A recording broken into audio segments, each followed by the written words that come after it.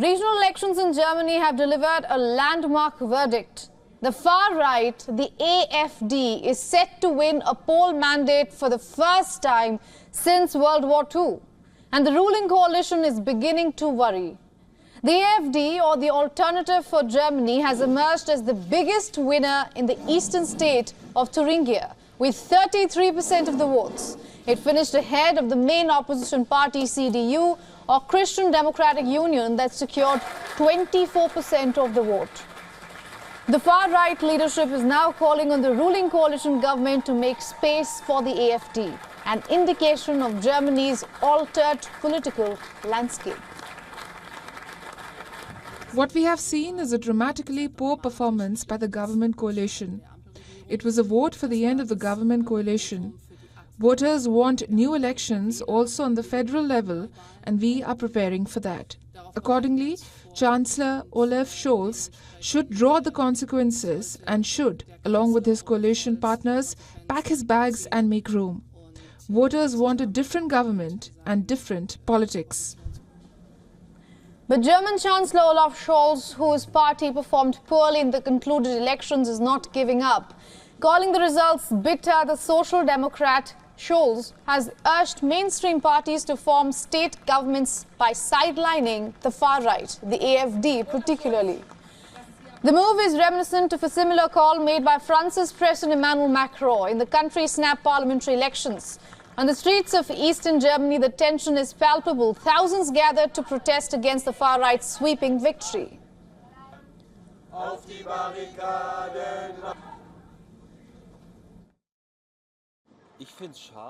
I think it's a shame, also because of our German history, that a right-wing extremist party is once again represented here, and my hope is, also because I'm a male nurse working with physically handicapped people, that everything will turn out well in the sense that there won't be any restrictions for people who talk differently and who look different.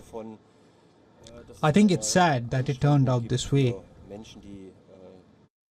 Unfortunately, I'm not surprised. But I'm still totally shocked because I was hoping that my fellow countrymen wouldn't vote for the fascists. That's all I can really say for now.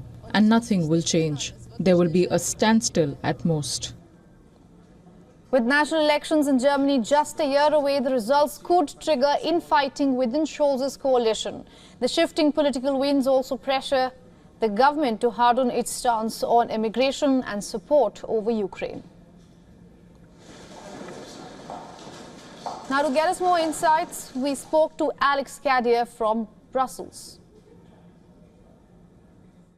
Yeah, well, it's an indication, but it is not really a massive indication of where the country is. So to give you a sense of the size of Thuringia, that's about 2% of the national vote, and then you add 5% for Saxony. So you're looking at, in these two elections, 7% of the national electorate that will turn out in those federal elections that you just mentioned. So it is, at least in demographic terms, is not a big indication of where the country stands.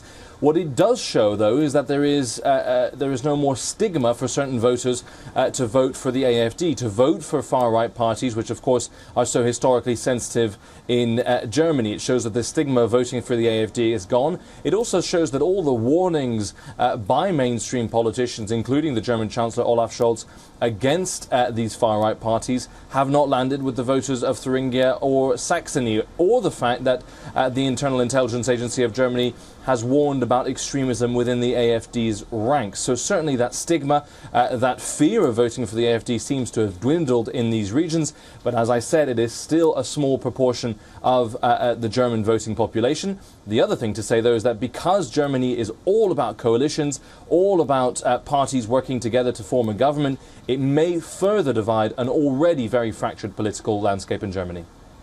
For all the latest news, download the WION app and subscribe to our YouTube channel.